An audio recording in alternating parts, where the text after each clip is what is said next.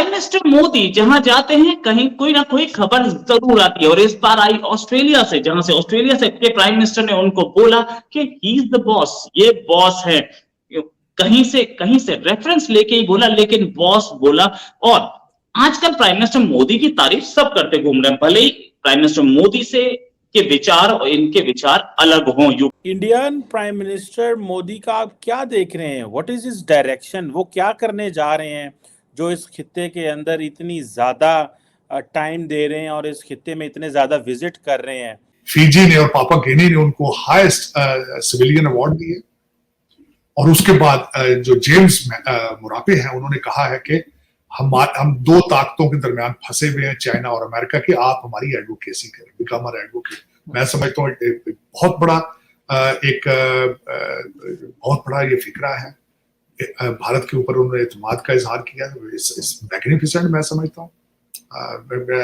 और उसके बाद जो ऑस्ट्रेलिया में गए हैं, वहां पे जिस तरीके से उनका 20,000 लोगों ने उनका इस्तकबाल किया, रिमार्केबल। क्या वजह है कि इनके favourite leader prime minister Modi पूरी दुनिया में आज उनके चर्चे हैं, इंटरनेशनल मीडिया उन्हें कवर कर रहा है। कभी किसी कंट्री में जाते हैं वार्म वेलकम किया जाता है, कभी किसी कंट्री में जाते हैं तो पहुंच हुए जाते हैं, कभी किसी कंट्री में जाते हैं तो आसमान पे नाम लिखा जाता है। आखिर क्या वजह है? ऐसा कौन सा जादू है जो इंडिया के प्राइम मिनिस्टर नरेंद्र मोदी साहब कर चुके हैं? जय हिंद दोस्तों, पाकिस्तान ब्रेकिंग न्यूज चैनल में आप सभी का हार्दिक स्वागत। भारत के प्रधानमंत्री नरेंद्र मोदी ऑस्ट्रेलिया के दौरे पे है, जहां पर उन्होंने पूरे ऑस्ट्रेलिया को संबोधित किया, और स्पेशली भारतीयों को जो कि ऑस्ट्रेलिया में रह रहे हैं।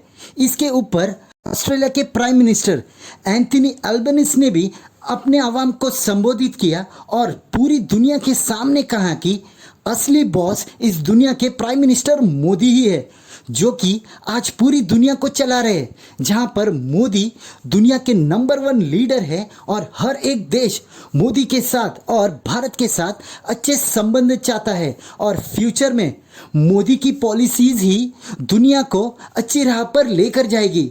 इस बात से पूरी दुनिया में और इंटरनेशनल मीडिया में हड़कंप मच गई, क्योंकि इसके पहले जो बाइडेन, जो कि अमेरिका के प्रेसिडेंट है, उन्होंने भी प्राइम मिनिस्टर नरेंद्र मोदी को सबसे पॉपुलर लीडर कहा और उनसे ऑटोग्राफ मांगा। वहीं पर पापुआ न्यू गिनी के प्राइम मिनिस्टर ने भी पीएम नरेंद्र मोदी के पैर छुए। न्यूजीलैंड के पीएम स्पेशली ऑस्ट्रेलिया में प्राइम मिनिस्टर नरेंद्र को मिलने आए।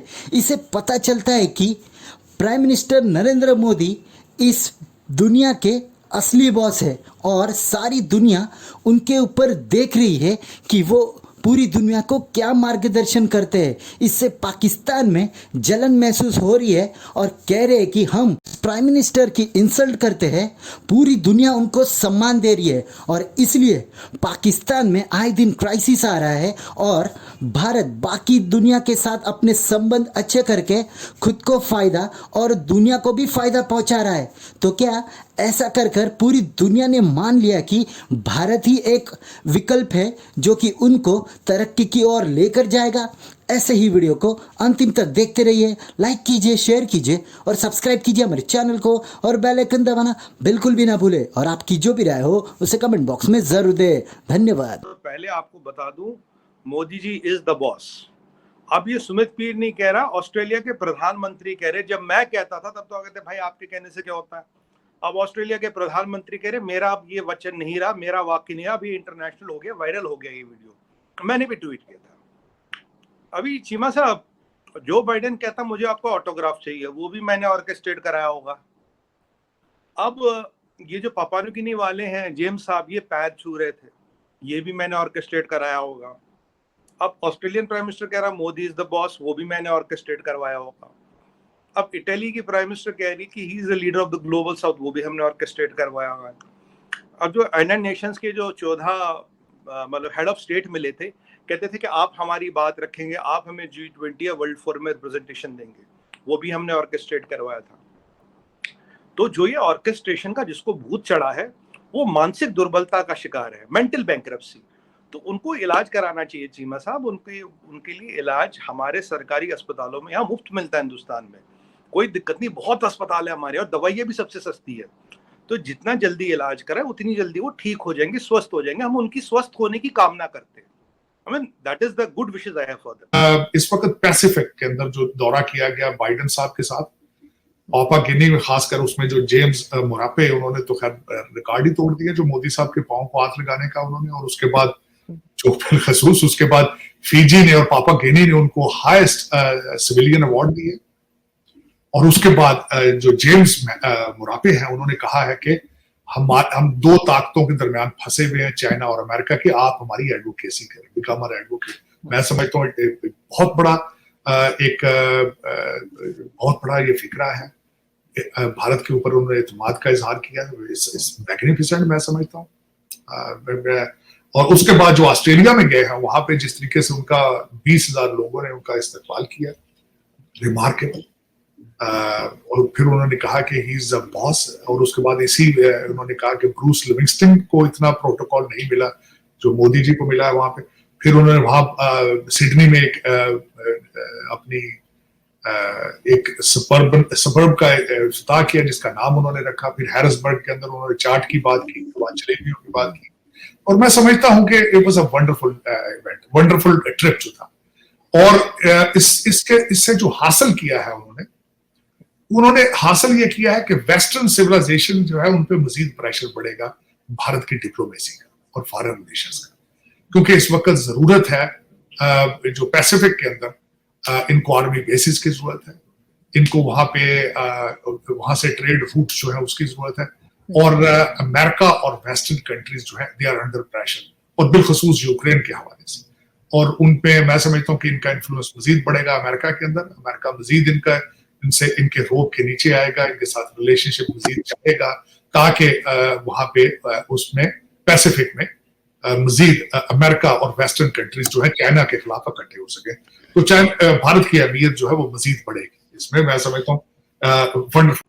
अब आपकी दूसरा स्टेटमेंट की बात देखिए चीमा साहब, अगर आप पैसिफिक को देखें, दो चीजें यहाँ देखें।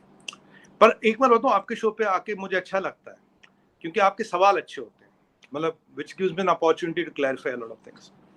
चीमा साहब देखिए, अब ये जो पैसिफिक आइलैंड्स हैं, अगर आप देखें फॉर एग्जांपल सॉलमन आइलैंड की बात करें, वर्ल्ड वॉर 2 में सॉलमन आइलैंड ने बड़ा रोल निभाया था, राइट। रात गई बात गई, वर्ल्ड वॉर 2 खत्म, कोई इनको पूछ नहीं रहा। जब इनको दवाई चाहिए थी हमने पहुंचाई, जब इनको वैक्सीन चाहिए था हमने दिया, नेवी इनको गार्ड करे हमने दिया, रिकॉग्निसेंस एयरक्राफ्ट हमने दिया, सैटेलाइट इमेजरी हमने दी, नेवी से प्रोटेक्शन हमने दी, स्कूल हमने खुलवाए, बैंकिंग सिस्टम हमने एक्सटेंड किया, यूपी एक्सटेंड करने की बात हम कर रहे हैं, राइट। वहाँ इंफ्रास्ट्रक्चर बनाना उसकी बात हम करें, टेक्नोलॉजी ट्रांसफर करनी उसकी बात हम कर रहे हैं। तो ये जो हमने इनको दिया, हमारा कोई एरिया, हमारा कोई इंटरेस्ट नहीं है, हमने उनको दिया और डेट ट्रैप नहीं किया, क्रेडिट लाइंस दी। एक होता कि भाई तुम मुझे 20% पे पैसा ले ले, मुझे पता आप दे ही नहीं पाओगे, तो मतलब फिर तो मेरी नजर कहीं और है।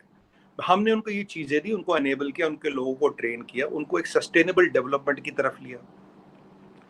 आज आप देखिए, जब कोविड में वैक्सीनों की मारा मारी थी, हमने इन लोगों को वैक्सीन दिए।